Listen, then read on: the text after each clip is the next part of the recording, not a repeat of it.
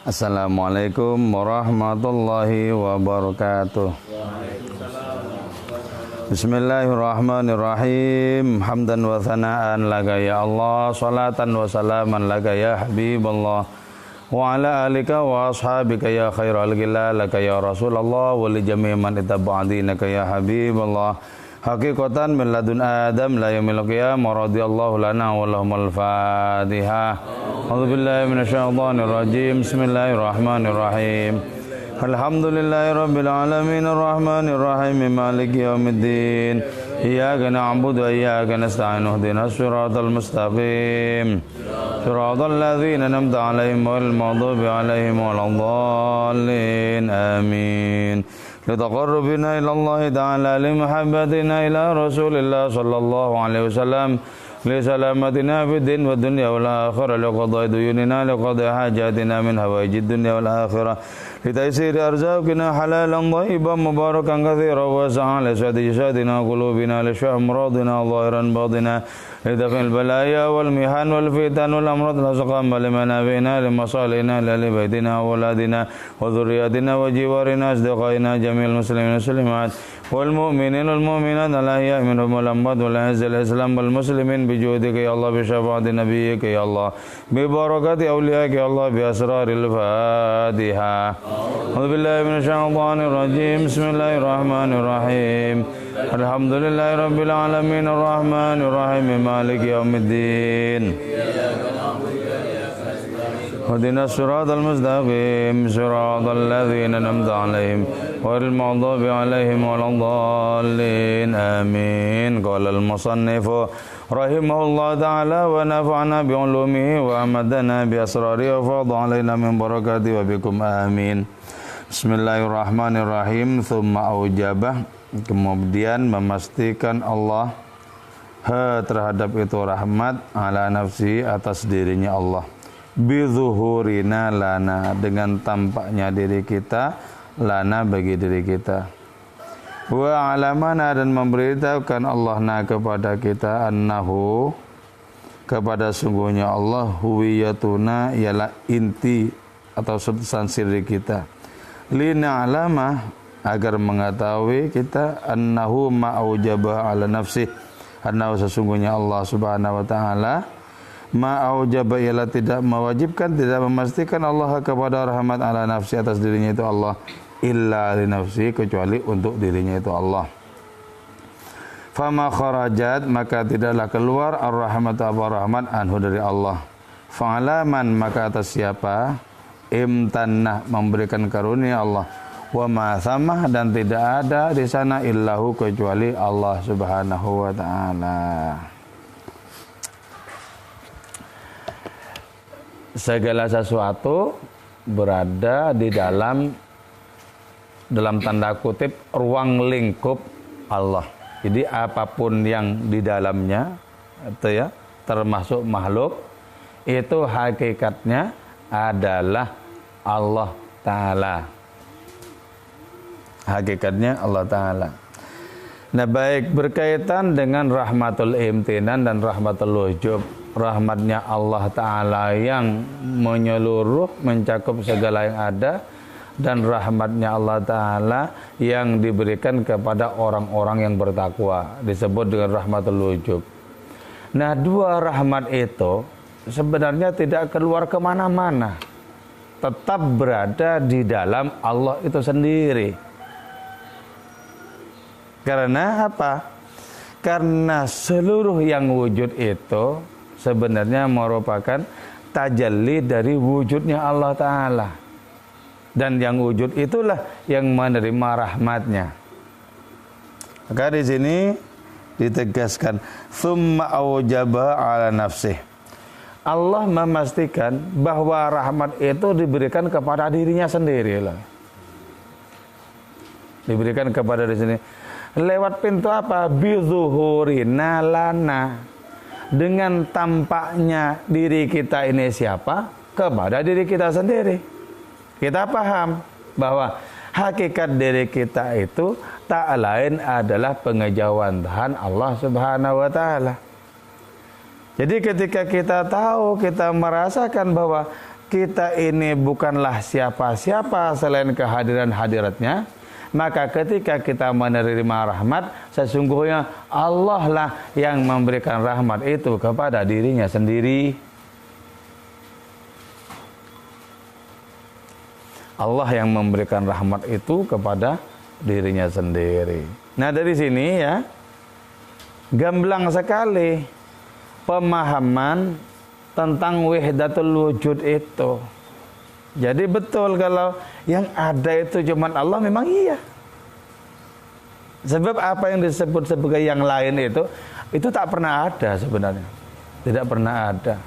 Nah, kata-kata yang lain itu semata-mata untuk meneguhkan penglihatan kita, kesaksian kita bahwa wujud itu tunggal.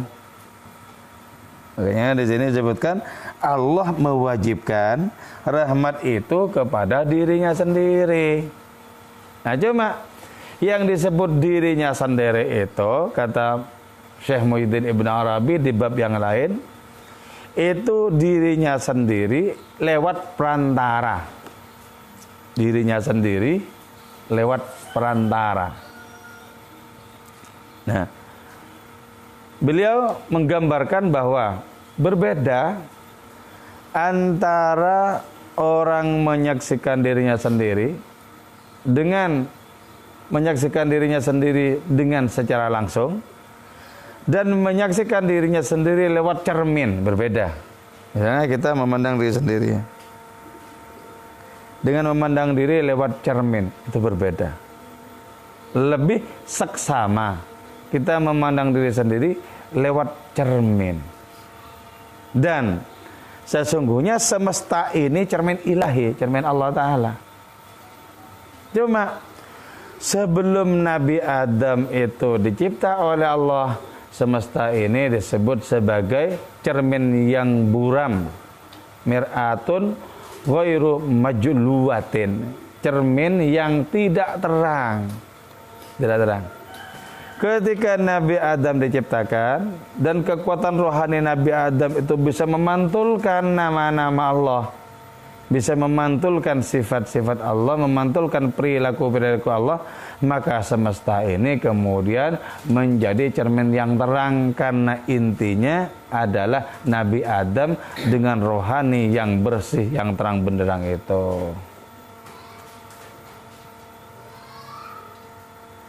Ini ternyata kita ini bukan siapa-siapa loh, selain kehadiran hadiratnya. Nah, coba rasapi ini. Kita mesti merasa dekat.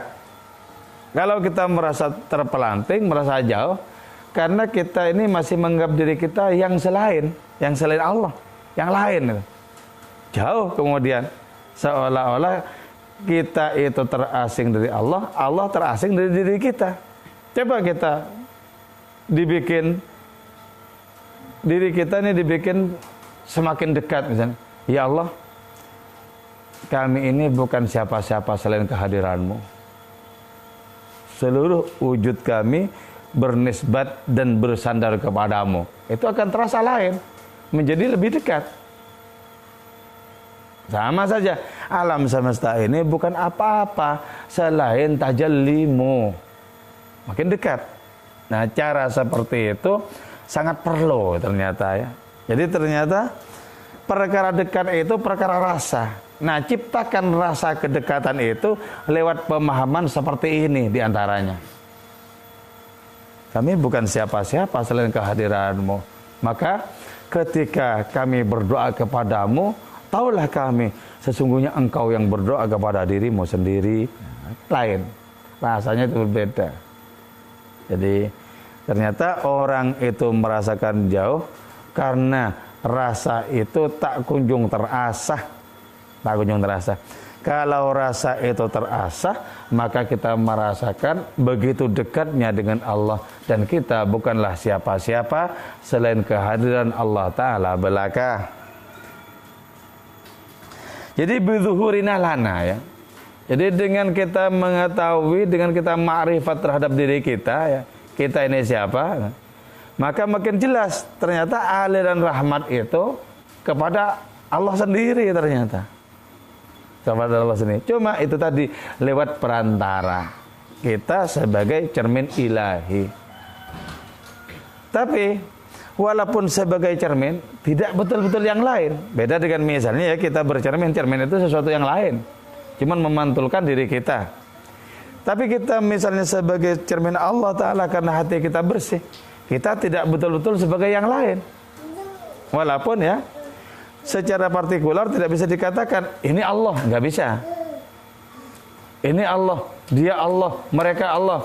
Secara partikular tidak bisa. Tapi bahwa semua itu adalah pengejawantahan atau tajalli Allah Ta'ala, ya.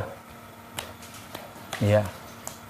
Bukankah juga cermin bukan merupakan keseluruhan dari diri kita? Kita adalah cermin juga tidak kan?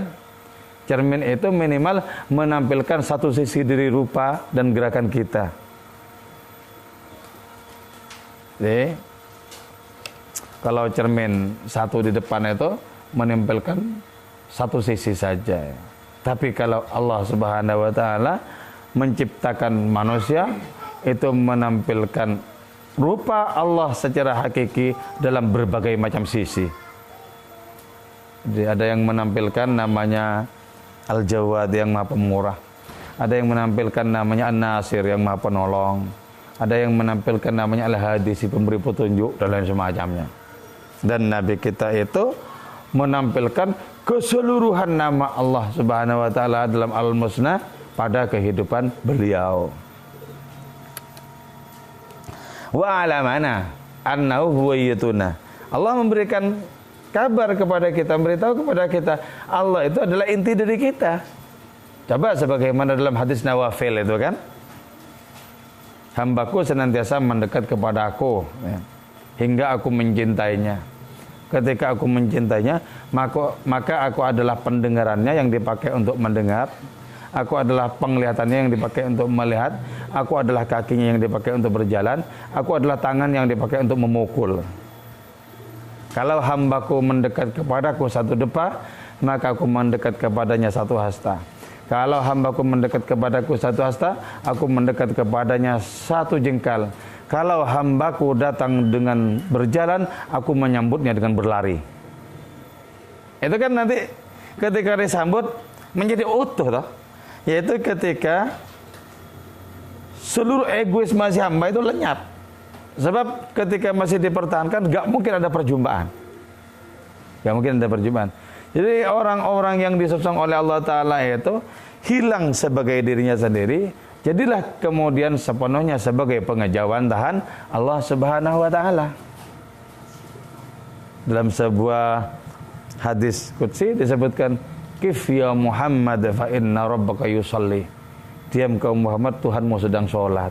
Jadi ketika menyaksikan Nabi itu sholat ya, Allah kemudian merekomendasi, Tuhanmu sedang sholat. Makanya kalau Ibnu Arabi memberikan tafsiran huwallazi yusolli alaikum, itu tidak seperti dalam kitab-kitab tafsir yang lain. Kalau tafsir-tafsir yang lain huwallazi yusolli, huwa adapun Allah, allazi ialah Tuhan, yusolli yang memberikan rahmat Allah alaikum atas kalian. Itu tafsir-tafsir yang lain rata-rata begitu, kecuali tafsirnya Ibnu Arabi, huwa adapun Allah, allazi ialah Tuhan, yusolli yang sholat itu Allah alaikum atas kalian. Maksudnya Allah sholat kepada kita itu gimana? Dengan cara Allah menumbuhkan kekuatan tunduk berupa sholat, dengan Allah terlibat dalam kehusukan sholat itu, bukan sesungguhnya Allah sholat untuk kita. Walladzi yusalli alaikum, untuk kita. Nah ini yang di dalam salah satu puisinya Ibn Arabi mengatakan, aku menyembahnya, dia juga menyembahku. Artinya aku menyembah Allah gimana? Kita sepenuh-penuhnya tidak bisa apa-apa kecuali bersandar kepada Allah, pasrah kepada Allah, disanggah oleh Allah Ta'ala. Itu aku menyembahnya, dia menyembahku. Allah juga ya, itu tidak bisa mengejawantakan diri kecuali lewat makhluk-makhluknya ini, sehingga kemudian dikenal. Falidzalika khalaqtul alam, dalam hadis qutsinya itu, karena aku cinta untuk dikenal, maka aku ciptakan alam. Dan inti alam itu adalah manusia. Inti alam itu adalah manusia. Ringkas, gimana? Sholat ke depan, sudah bisa enak kira-kira. Nah itu, tinggal dilakukan akselerasi itu loh, percepatan. Biar apa yang disebut sebagai kehusukan, keintiman bersama dengan Allah Ta'ala itu segera dirasakan. Tinggal lakukan percepatan saja. Katakan sesering mungkin, aku bukan siapa-siapa selain pengejauhan Tuhanmu. Aku bukan siapa-siapa. Sehingga cepat ternafikan. Ketika cepat ternafikan, kemudian kita sepenuh-penuhnya mengisbatkan Allah sebagai satu-satunya wujud yang absolut itu. Satu-satunya wujud yang absolut, ya. Lina alama annahu ma'aujaba ala nafsihi illa li nafsihi. Agar kita semua menjadi tahu bahwa Allah tidaklah mewajibkan rahmatnya kepada dirinya kecuali untuk dirinya. Untuk dirinya. Karena itu selamanya tidak akan pernah ada yang lain. Kalau ditanya misalnya, bisakah Allah menciptakan yang lain? Ini pertanyaannya yang salah. Kenapa pertanyaan salah? Karena sesungguhnya kuasa Allah itu bertakluk dengan segala sesuatu yang mungkin. Kalau dengan yang mustahil, nah pertanyaannya yang tidak pada tempatnya. Contoh dengan misalnya ya, apa bisa Allah menciptakan batu sebesar-besarnya, dari saking besarnya sampai tidak kuat mengangkat? Nah, ini pertanyaannya salah. Kenapa ada sesuatu itu yang mustahil itu kok ditalukkan, kok disandarkan, dinisbatkan kepada kudro irodanya? Gak bisa. Kudro iroda itu hanya bertaluk, berkaitan dengan segala sesuatu yang mungkin. Kalau yang mustahil, ya nggak bisa. Bukan perkara Allah tidak sanggupnya, itu bukan perkara itu. Tapi bukan pada tempatnya pertanyaan itu. Misalnya, bisakah Allah menciptakan Allah yang satunya lagi? Ya enggak. Itu kemustahilan itu. Dan itu tidak ada hubungannya dengan kudro iroda Allah Ta'ala. Pertanyaannya yang salah, logikanya yang salah. Salah. Masa menciptakan tandingan untuk dirinya sendiri? Jadi logikanya yang salah. Jadi ternyata ketika Allah Ta'ala memastikan ada rahmatul imtinan dan rahmatul wujub, sesungguhnya objek dari rahmatul imtinan wujub itu hakikatnya adalah Allah Ta'ala sendiri. Kita tidak berada di mana-mana kecuali di dalam Allah. Dari dulu sampai kapanpun. Karena itu saya pernah menulis sebaris puisi, ya Allah, maafkan aku yang tak kunjung sanggup untuk menyelesaikan kesepianmu. Karena memang akan tetap sendiri, tidak akan mungkin siapa yang menemani itu ya. Kalau yang menemani itu adalah sesuatu yang lain. Jauh-jauh hari Nabi sudah bersabda, kan Allah wala syai'a ma'hu. Allah ada dan tidak ada apapun yang bersama Allah. Sebab kalau ada sesuatu yang bersama Allah, berarti ada dua ada. Dua ada itu mustahil. Jadi adanya Allah satunya adanya yang lain. Karena tidak ada yang betul-betul lain, itu tidak ada. Yang betul-betul yang selain Allah itu tidak ada. Tidak ada yang. Karena itu fama kharajatir rahmatu anhu, rahmat itu tidak pernah keluar dari Allah sebenarnya. Jadi kalau diberikan kepada manusia misalnya makin habis. Lah enggak keluar kemana-mana, makin habis gimana? Enggak keluar kemana-mana. Gimana mungkin habis? Gak masuk akal. Iya kalau misalnya ditelan oleh kehampaan, habis kan? Wong segala peristiwa di dalam Allah bagaimana mungkin sesuatu itu bisa habis ketika dilingkupi oleh Allah Ta'ala dengan sedemikian kokohnya, dengan sedemikian kuatnya? Gak mungkin. Jangan. Gak mungkin habis. Karena tetap dalam ruang lingkupnya. Karena itu di sini muncul pertanyaan. Ini bukan pertanyaan tidak tahu sebenarnya. Ya. Ini pertanyaan metaforis. Fa'alaman imtanna wa ma thammailau. Sesungguhnya Allah itu memberikan kepada siapa? Wong tidak ada siapa-siapa selain Allah kok. Jadi ini enggak usah saya mau menjawab, enggak usah. Ini metaforis ini pertanyaan seperti ini. Sesungguhnya Allah memberikan kepada siapa? Oh, enggak ada siapa-siapa selain dirinya. Jadi rahmat itu selalu saja berada di situ, tidak pernah kemana-mana, tetap saja di situ, enggak kunjung habis. Nah di sini kita bisa menyaksikan menyaksikan kekayaan Allah Subhanahu wa taala, satu, meliputi segala sesuatu. Yang kedua, tidak akan pernah ada habis-habisnya. Apa yang berada dalam Allah taala itu tidak ada habis-habisnya. Maka pertanyaannya lagi misalnya, kalau kelak kemudian makhluk-makhluk ini ditarik oleh Allah taala kepada ketiadaan, apakah betul-betul tiada atau sesungguhnya masih ada? Ada tetap di dalam pengetahuan Allah. Ada tetap dalam konsepnya Allah. Tetap ada. Jadi ternyata segala sesuatu ini cuma tinggal dimunculkan begitu saja. Dimunculkan begitu saja. Nah, Syekh Abdul Karim Al-Jili dalam kitab Al-Insanul Kamil mencoba menanggapi ini ya.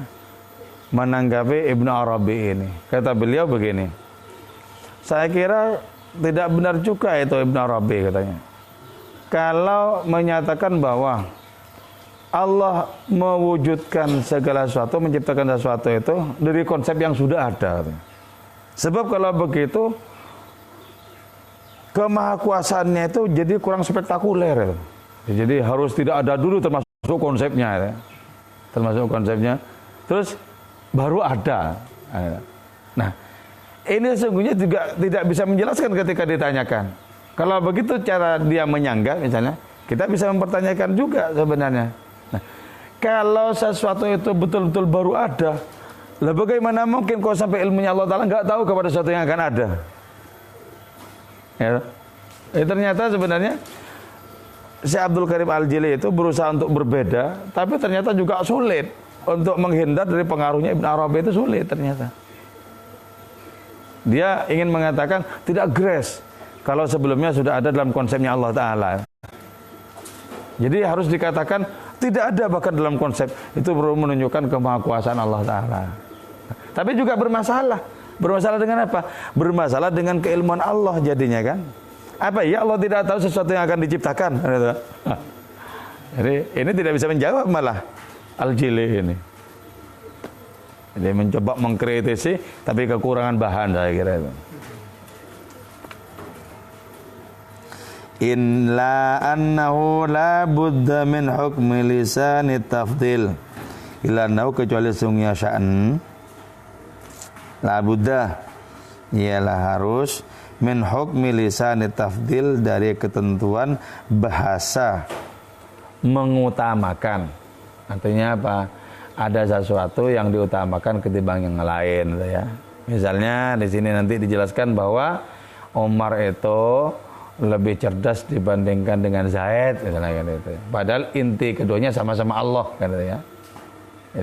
Jadi ketika diejawantahkan itu konsep-konsep dalam Allah Ta'ala itu dijawantahkan, maka adanya sesuatu yang lebih dibandingkan yang lain itu merupakan konsekuensi.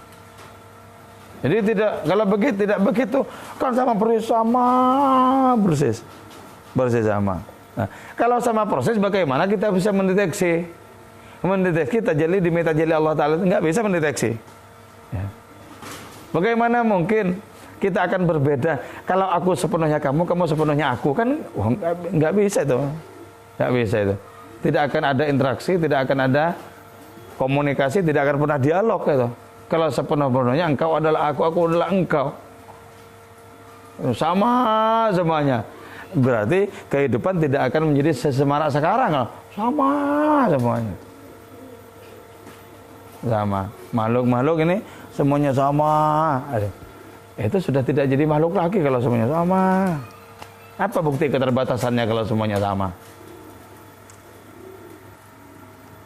Lima bagi suatu ya dhahar yang tanpa ma min tafadulil khalqi fil ulum, min tafadulil khalqi dari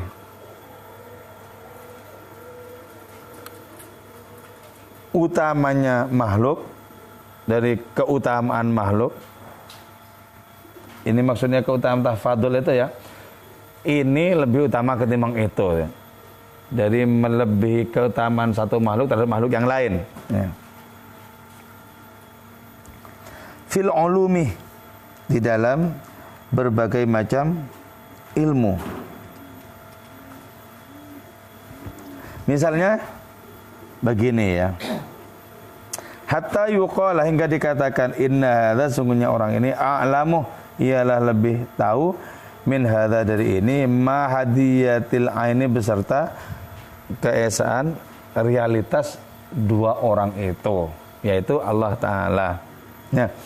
Ketika konsepnya Allah itu diejawantakan muncul sebagai makhluk-makhluk, maka secara otomatis ketidaksamaan itu terjadi. Karena itu juga secara otomatis yang satu bisa lebih utama ketimbang yang lain. Sebagaimana yang satu lebih baik ketimbang yang lain, yang satu lebih alim ketimbang yang lain, dan seterusnya. Dalam perkara ilmu. Nah, itu berkaitan dengan apa? Berkaitan dengan isti'dad atau kesiapan masing-masing. Jadi karena kesiapannya tidak sama, karena wadah-wadahnya tidak sama, maka perolehannya pun juga tidak sama. Seluruh nabi itu mulia, tapi samakah pangkat rohani mereka? Tidak sama. Ada nabi kita yang termulia di antara seluruh yang mulia, Nabi Muhammad SAW. Di bawahnya lagi ada nabi-nabi dan rasul ulul azmi.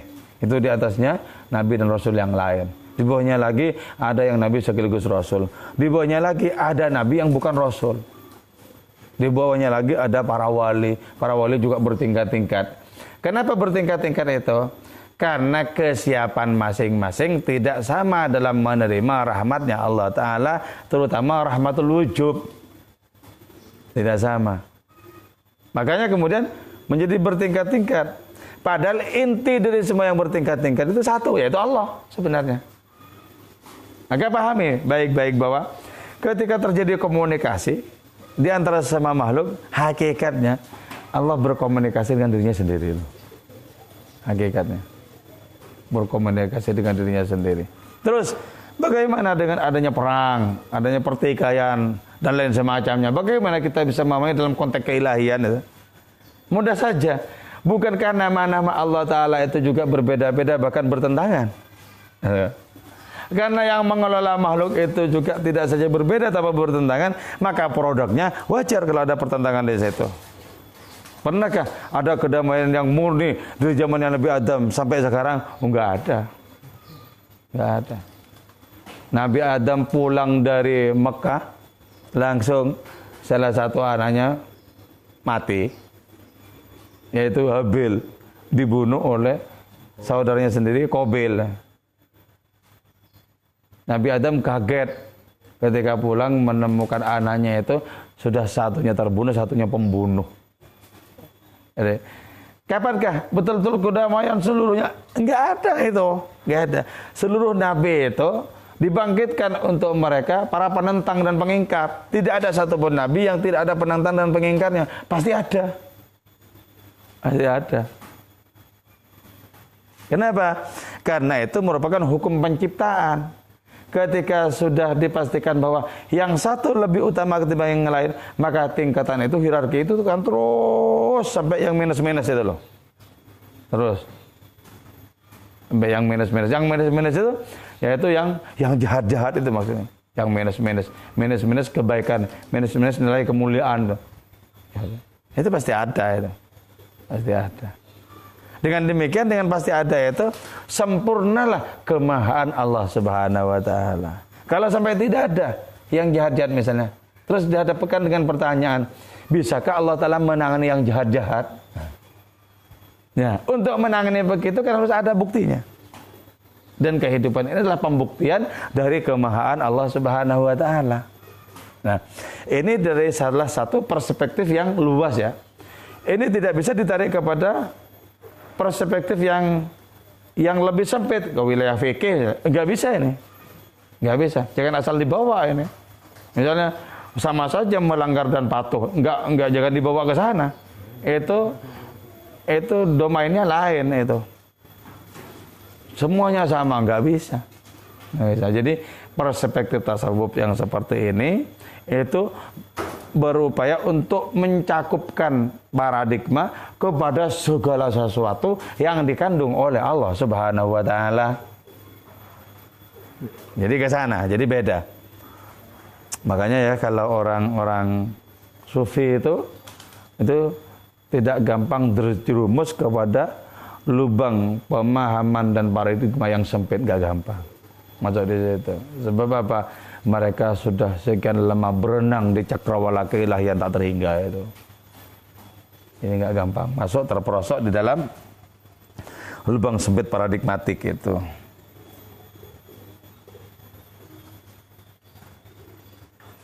Ini lebih mulia dibandingkan dengan itu.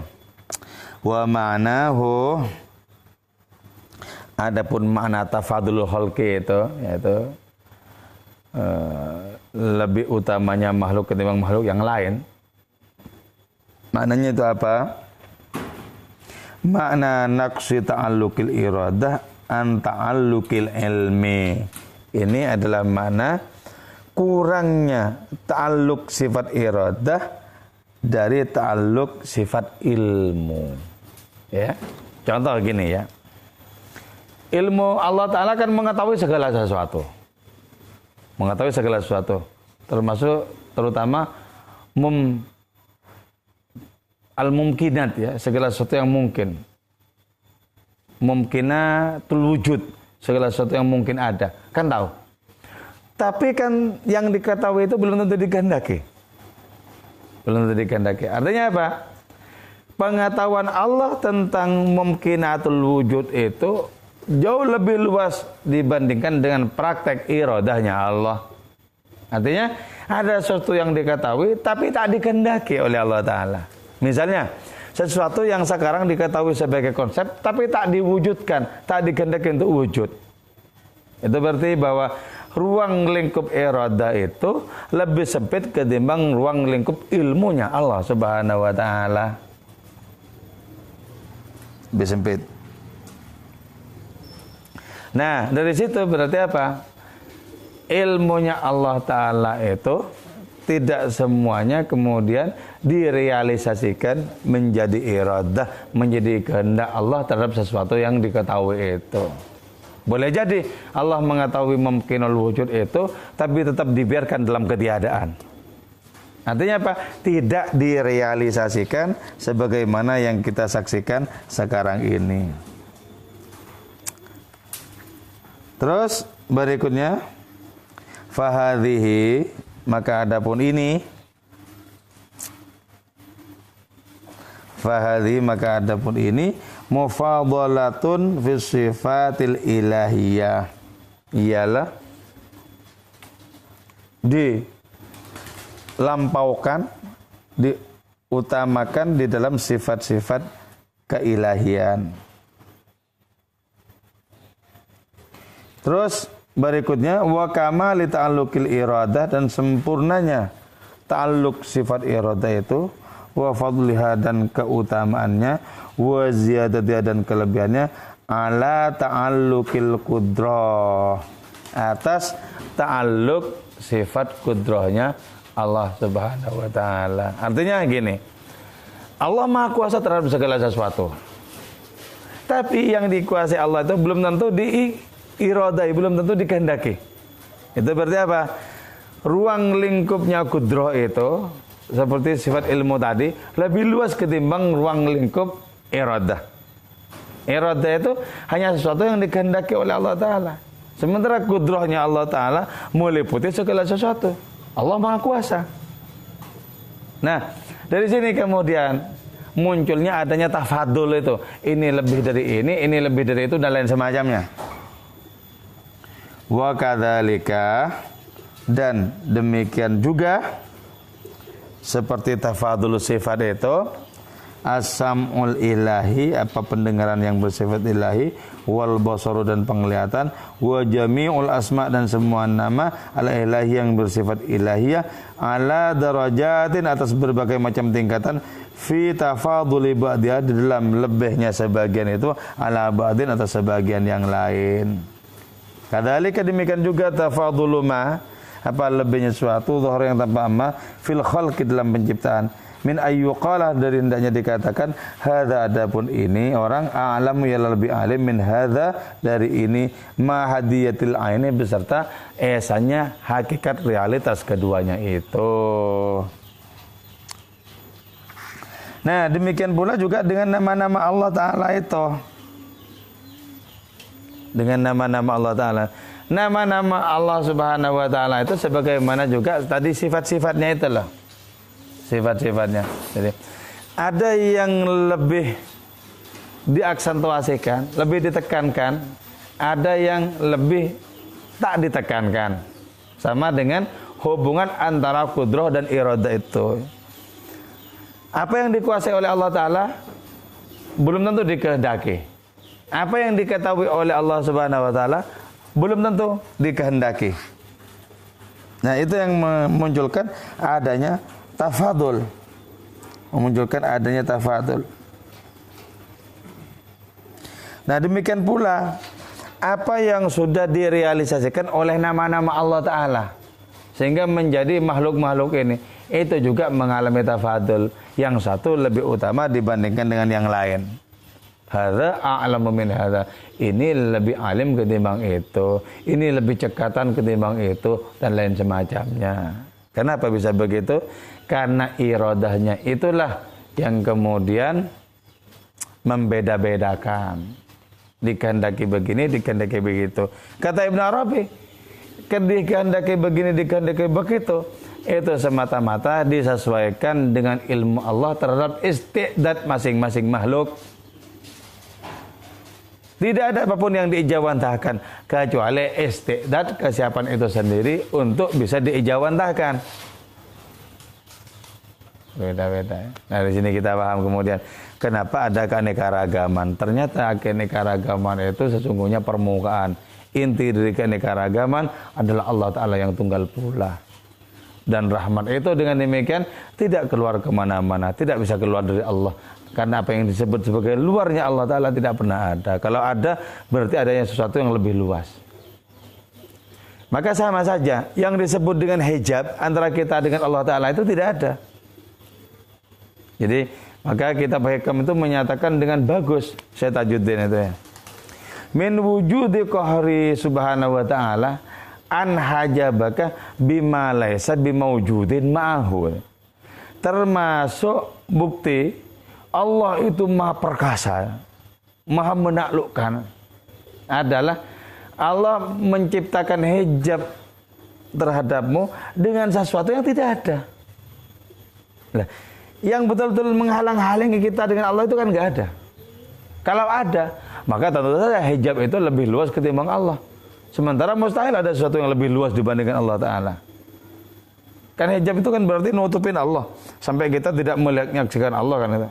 Berarti tutupnya kan lebih luas. Oh, nggak mungkin. Mustahil.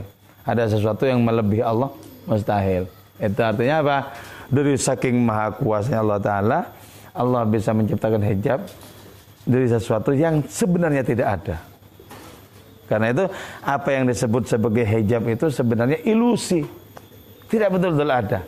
Yang membatasi kita, yang menciptakan jarak antara kita dengan Allah itu ilusi, enggak betul-betul ada itu.